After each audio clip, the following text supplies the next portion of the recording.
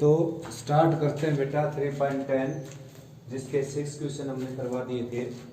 तो सेवंथ का first part आ गया, देखो 10x plus 10 plus 10x into 10 equal to 1। तो करना क्या है बेटा, ये क्वेश्चन आपके 3.67 में भी थे, ठीक है ना।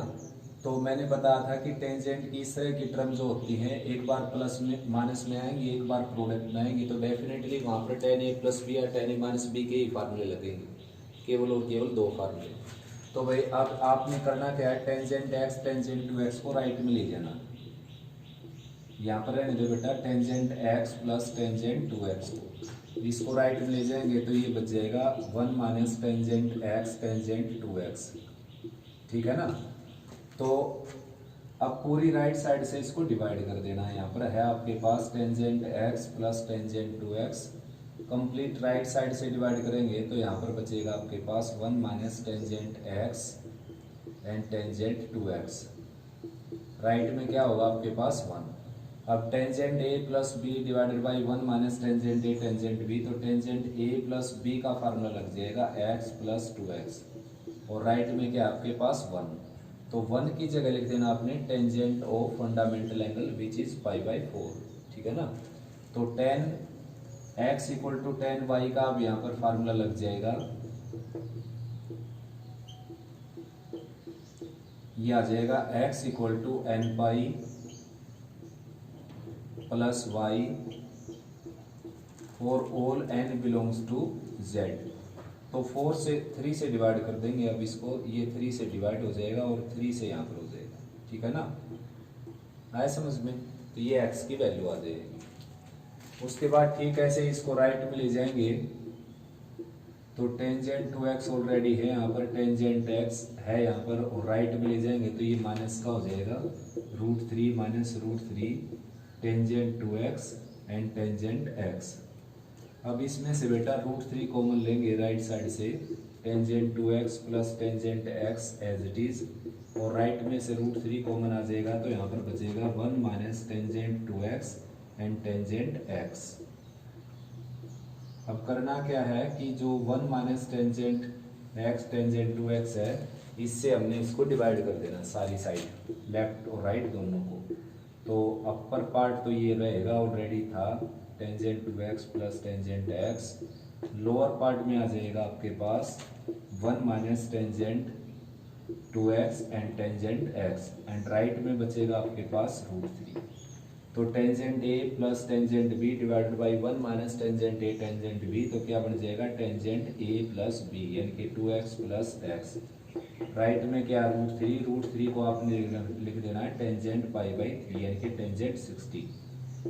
अब भाई ये टेंजेंट 3x हो गया आपका टेंजेंट 60 के इक्वल, तो tangent x equal to tangent y का फार्मूला लगेगा x equal to n pi plus y for all n belongs to z, ठीक है ना। तो 3 से इसको डिवाइड कर देंगे तो x की वैल्यू आ जाएगी n π/3 plus π/9 for all n belongs to z। बिल्कुल सिंपल है बेटा, टेंजेंट ए प्लस बी के फार्मूले लगेंगे टेंजेंट के क्वेश्चंस में, ठीक है ना, जिसमें सम और प्रोडक्ट दे रखे हो आपको। देखो दो टर्म के बीच में सम है, इन्हीं दो टर्म के बीच में प्रोडक्ट है, तो definitely tan a plus B लगना है। इन दोनों टर्म के बीच में प्लस है, इन दोनों टर्म के बीच में प्रोडक्ट है, तो definitely tan a plus B या tan a माइनस बी ही लगना है। तो नेक्स्ट है बेटा 8th क्वेश्चन, उसका फर्स्ट पार्ट देखो ये है 3 tan square x equal to 1। तो भाई 3 से डिवाइड करेंगे, tan स्क्वायर x की वैल्यू आ जाएगी आपकी 1/3, ठीक है ना। और 1/3 को आप लिख सकते हो 1/√3 का स्क्वायर। रूट लेंगे बेटा, लेंथी क्वेश्चन होगा, स्क्वायर में इजी क्वेश्चन होगा, ठीक है ना। तो tan स्क्वायर x, अब 1/√3 की जगह आपने tan ऑफ इसका फंडामेंटल एंगल रख देना जो कि होता है tan π/6। अब यहाँ पर जो फार्मूला लगेगा वो लगेगा tan square x equal to tan square y, ठीक है ना। होता क्या है x equal to n pi plus minus y for all n belongs to z। तो बेटा x की जगह आपके पास x और y की जगह आपके पास क्या है π/6, तो यहाँ पर π/6 लिख देता हूँ, ये आपका आंसर हो गया फर्स्ट पार्ट का, ठीक है ना।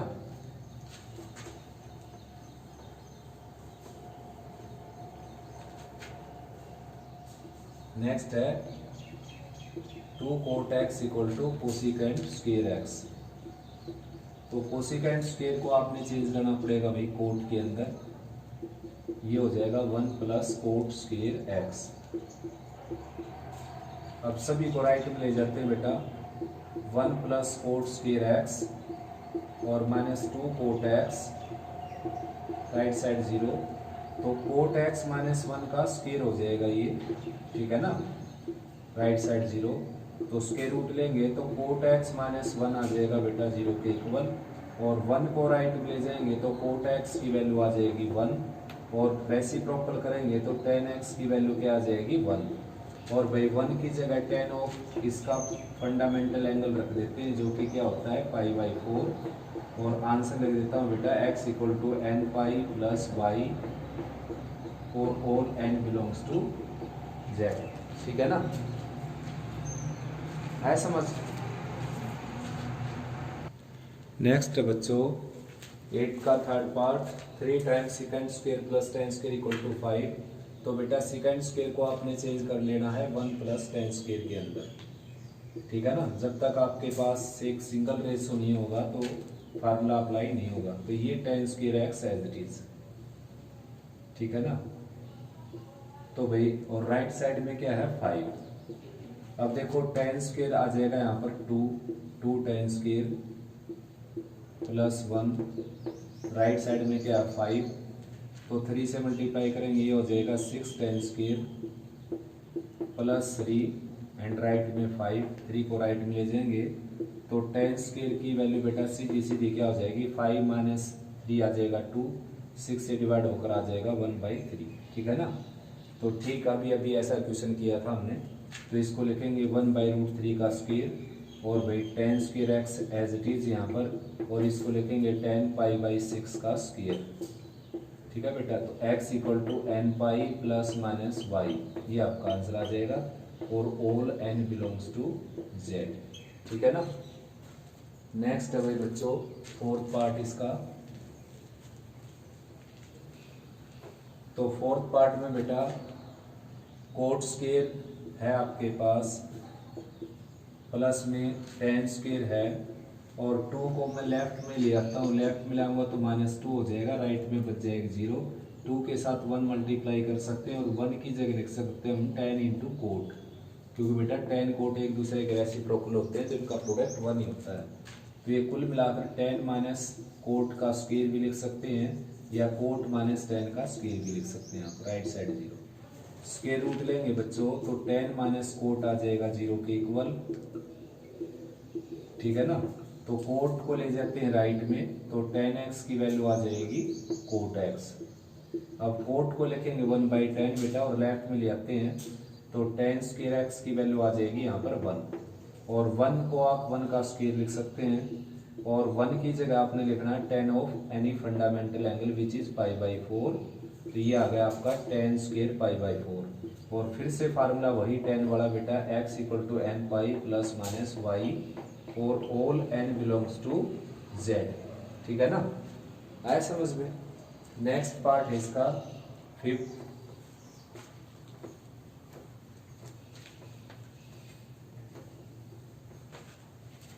फिफ्थ पार्ट में देखो क्या है 7 साइन स्क्वायर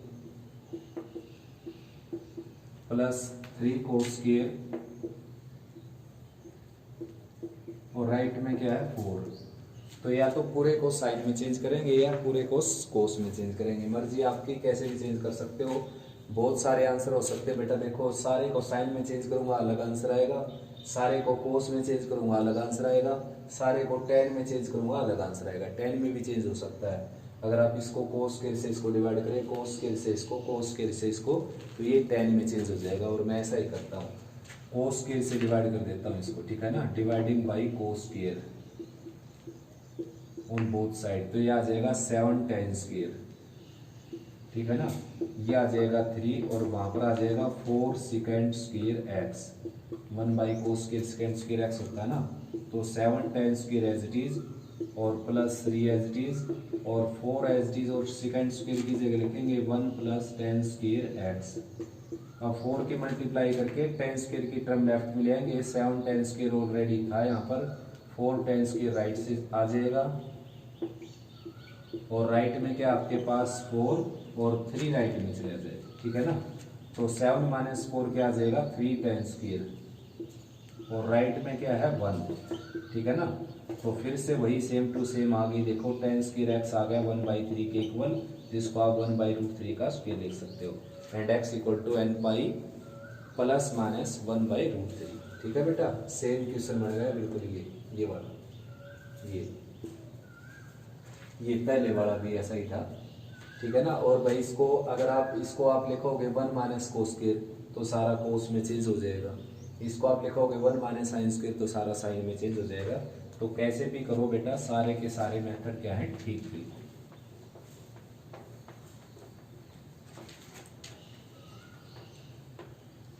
नेक्स्ट है भाई बच्चों, इसका 6 पार्ट आ गया, ये वाला 10 cube x minus 3 10 x, right side 0। तो इसमें से 10x कॉमन लेंगे हम, यहाँ पर बचेगा 10 square x minus 3 equal to 0। तो आइदर फर्स्ट इक्वल टू 0 यानी कि 10x इक्वल टू 0, और 10 square x minus 3 equal to 0।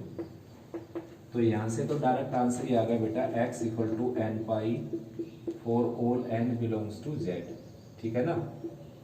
और यहाँ से भी आंसर ही आ गया, देखो 10 स्क्वायर एक्स को लिखेंगे 3 के इक्वल, और इसको 3 को √3 का स्क्वायर लिखेंगे। अब √3 को रिप्लेस करना आपने 10 of its fundamental angle which is 60 degree π/3, ठीक है ना। तो 10 square x equal to 10 square y लगाएंगे तो आ जाएगा x equal to n pi plus minus y for all n belongs to z, ठीक है बेटा। बड़े इजी क्वेश्चन है सारे के सारे। तो नेक्स्ट है बच्चों 9th का फर्स्ट पार्ट। तो सारे को आप साइन में चेंज करेंगे, देखो साइन में क्यों, साइन के ऊपर 1 पावर है तो 1 पावर वाले में ही चेंज करना फायदेमंद रहेगा, वरना स्क्वायर रूट आ जाए। तो कोस स्क्वायर को आपने लिखना है 1 माइनस साइन स्क्वायर एक्स, और बाकी सब कुछ as it is. Next step is बेटा 2 से मल्टीप्लाई करेंगे, 2 minus 2 sine square x minus 5 sine x plus 1 equal to 0। तो ये आ जाएगा minus 2 sine square x minus 5 sine x and plus 3 right side 0। Minus से मल्टीप्लाई कर देते हैं, 2 sine square x plus 5 sine x and minus 3 right side 0। Factor कर देते हैं बेटा, प्रोडक्ट हो गया -6, तो इसका मतलब डिफरेंस क्या है 5। तो 6 और 1 फैक्टर हो जाएंगे, first term as it is और last term as it is. Mid term को हमने लिखना है 6 sine x and minus sine x. Factor तो आप अच्छे से जानते हैं ट्रिग्नोमेट्रिक अलजेब्रा के, ठीक वैसे ही हमने इसके किए हैं, क्वाड्रेटिक इक्वेशन के करते हैं जैसे। 2 साइन एक्स कॉमन आ जाएगा यहाँ से, और यहाँ पर बच जाएगा साइन एक्स प्लस 3, और यहाँ से बेटा -1 कॉमन आ जाएगा, यहाँ पर बच जाएगा sign x plus 3 right side 0।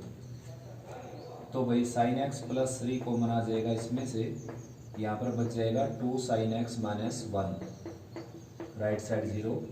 तो साइन एक्स प्लस 3 अगर 0 के इक्वल रखेंगे तो साइन एक्स की वैल्यू -3 आएगी, जो कि क्या है इम्पॉसिबल।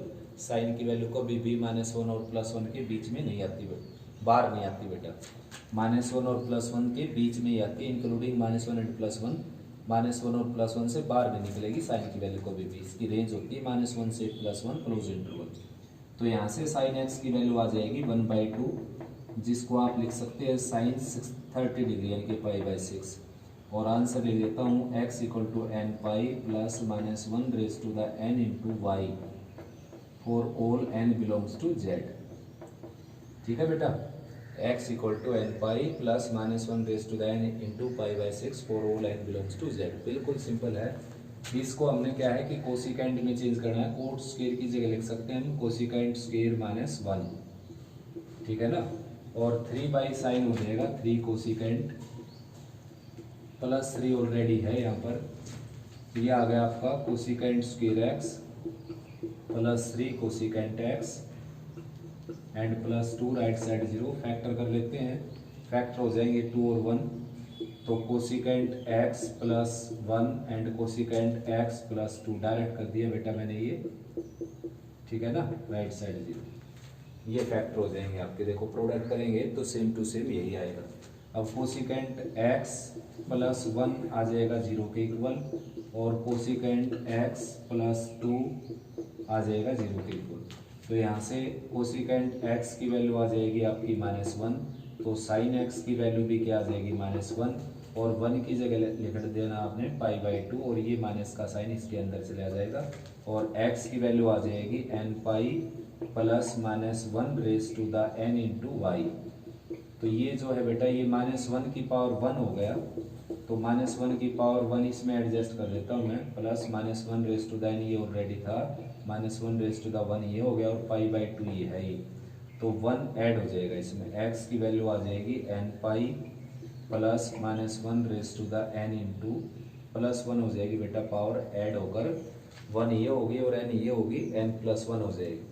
ठीक ऐसे इसको करेंगे तो मैं डायरेक्ट लिख देता हूँ, साइन x की वैल्यू आ जाएगी -1/2 और 1/2 आप जानते हो साइन 30 की वैल्यू होती है, साइन π/6 यहाँ पर माइनस अंदर ले जाएंगे ये, तो x की वैल्यू आ जाएगी n π +-1 raise to the n into -π/6 for all n belongs to z भी लिख देना बेटा। और मैं -1 की पावर 1 है ना जो ये, और ये n इसको ऐड कर देता हूँ पावर को, -1 की पावर n+1 लिख देता हूँ, π/6 ऑलरेडी है यहाँ पर, for all n belongs to z। अब देखो इसके बहुत सारे आंसर निकाल सकते हैं हम। ऐसा है कि मैं माइनस को अंदर ले गया तो समझो मैं फोर्थ क्वाड्रेंट में ले गया इसको। वैसे फोर्थ क्वाड्रेंट में जाने का एक और रास्ता था 2π - π/2 करके, ऐसे भी मतलब थर्ड क्वाड्रेंट की एंट्री पर आ जाएंगे, वहाँ पर फोर्थ की एंट्री पर, तो वो भी आंसर था बेटा इसका। और इसका जो π/6 आया है इसको आप फोर्थ क्वाड्रेंट में ले जाने का एक और रास्ता है, 2π - π/6 कर दीजिए, 11π/6 आ जाएगा यहाँ पर, 11π/6 और -1 की पावर है, ये आंसर आ जाएगा 11π/6 और सारा सेम टू सेम, वो भी आंसर बिल्कुल ठीक है। आप इसको थर्ड क्वाड्रेंट में ले जा सकते हो, पाई प्लस करके 7π/6 आ जाएगा, यानी कि आंसर आ जाएगा x = nπ प्लस -1 की पावर n इंटू 7π/6, वो भी आंसर क्या है बिल्कुल ठीक, ठीक है ना। तो ये सारे ही आंसर ठीक है बच्चों, कोई गलत नहीं बेटा। नेक्स्ट है बेटा, देखो इसको भी हमने क्या है सारे को कोस में चेंज करना है। साइन कोस में बेटा जिसके ऊपर 1 पावर हो ना उसमें चेंज करना होगा आपने, और दोनों के ऊपर अगर 2 पावर हो तो किसी में चेंज कर सकते हो। तो यहाँ पर मैं लिखूंगा साइन स्क्वायर को 1 - cos स्क्वायर x, बाकी सब कुछ एज इट इज। अंदर जाएगा तो ये हो जाएगा 2 - 2 cos square x plus √3 cos x plus 1 = 0। तो -2 cos स्क्वायर को लेफ्ट में फ्रंट में लिखेंगे, √3 cos x ऑलरेडी है यहाँ पर, और 2 + 1 आ जाएगा 3 राइट साइड 0, माइनस से मल्टीप्लाई कर देता हूँ, ठीक है ना। तो माइनस से मल्टीप्लाई करेंगे ये आ जाएगा बेटा 2 cos square x -√3 cos x and -3 right side 0। तो फैक्टर करने वही प्रोडक्ट आ जाएगा -6, प्रोडक्ट आ जाएगा -6 और डिफरेंस आ जाएगा √3 cos x। तो बेटा फैक्टर ऐसे करने आपने, फर्स्ट टर्म और लास्ट टर्म को रखना सेफ। तो जो मिड टर्म है इसके 2 फैक्टर कर देंगे हम, एक फैक्टर हो जाएगा 2 √3 cos x एंड सेकंड हो जाएगा plus √3 cos x।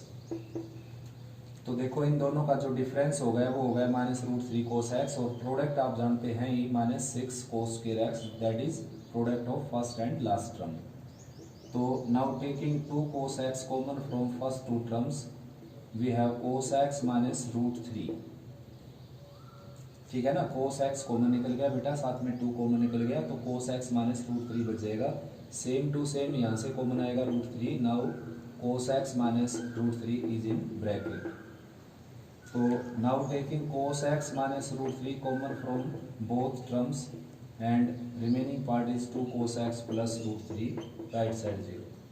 Either first part equal to 0 beta and cos x equal to √3, which is impossible value, since cos x always lying between -1 and 1 including -1 and +1 and next is cos x आ जाएगा बेटा -√3/2 के equal. तो first of all हमने करना क्या है कि √3/2 को रिप्लेस करना है cos of its fundamental angle which is 30 degree, that is यानी कि π/6। अब माइनस को एडजस्ट करना है, इसको ऐसे क्वाड्रेंट में लेकर जाना है जहाँ पर ये नेगेटिव होता है, और ऐसा क्वाड्रेंट है, थर्ड भी है और फोर्थ भी, थर्ड है और सेकंड है।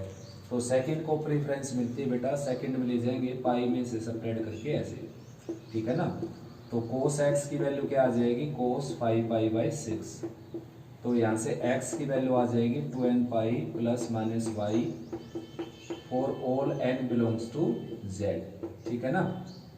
आया समझ में, ये वैल्यू इम्पॉसिबल होगी और ये पॉसिबल होगी। अब इसका एक पार्ट और बचता है यहाँ पर,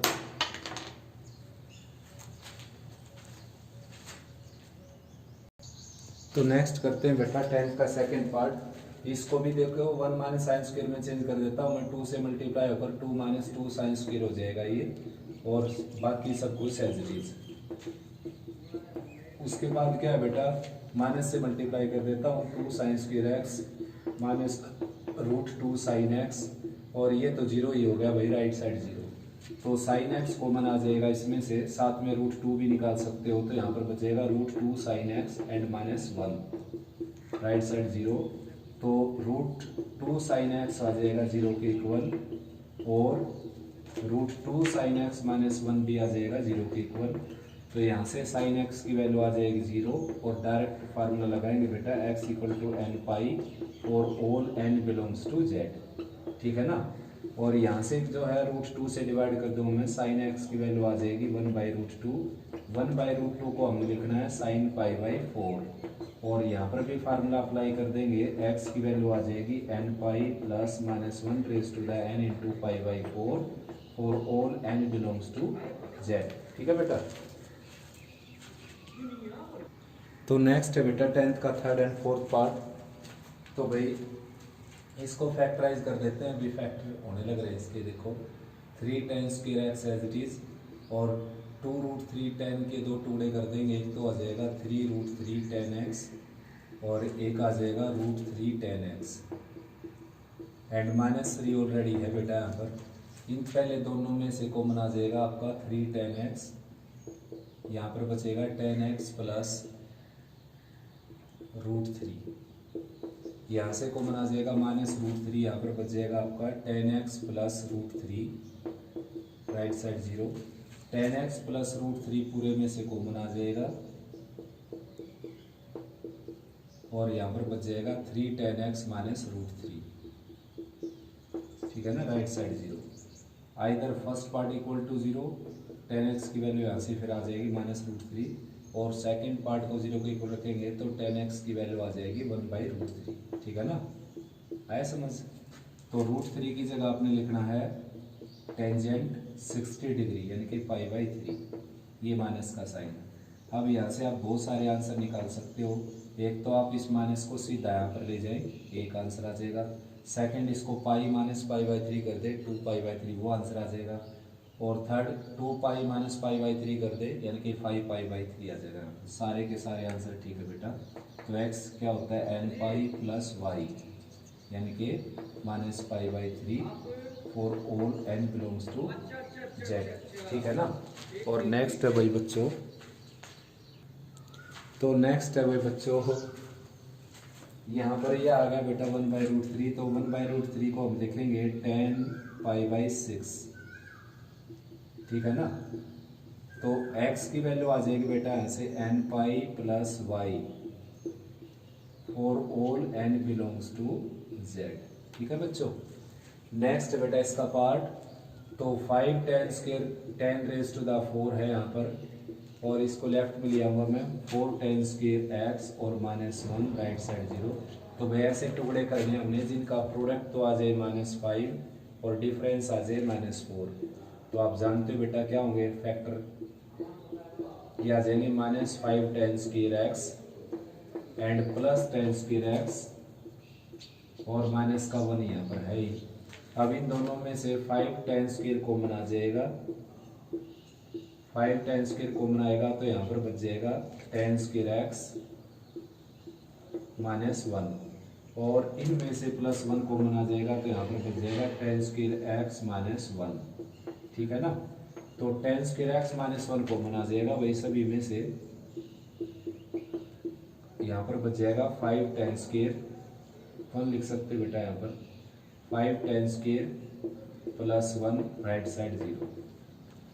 तो इसको मैं डायरेक्ट 0 के इक्वल रखे टेन स्क्वायर की वैल्यू निकाल देता हूँ 1, और ये आ जाएगा बच्चों 5 tan square x equal to minus 1, जो कि इम्पॉसिबल हो गया। देखो रीजन आप जानते हो ही बेटा कि टेन की वैल्यू कभी भी क्या है, इमेजिनरी नहीं हो सकती भाई।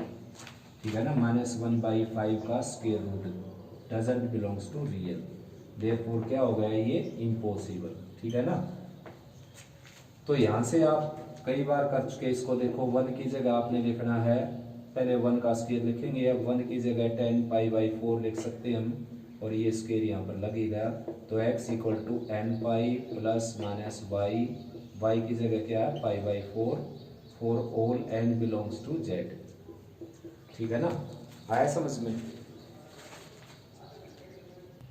नेक्स्ट है बेटा 10th का 5th पार्ट। देखो फैक्टर करने हमने इसके दो, जिसका डिफरेंस आ जाए -2√3 साइन कोस। तो बिल्कुल इजी है बेटा, 3 कोस के एज इट इज रखें यहाँ पर, और ये आ जाएगा -3√3 sine cos and +√3 sine cos, और third term as it is 3 sine square x. तो बेटा पहले दोनों पार्ट से आ जाएगा कॉमन आपका 3 कोस एक्स कॉमन आ जाएगा, तो यहाँ पर बचेगा आपके पास cos x minus √3 sine x. ठीक है।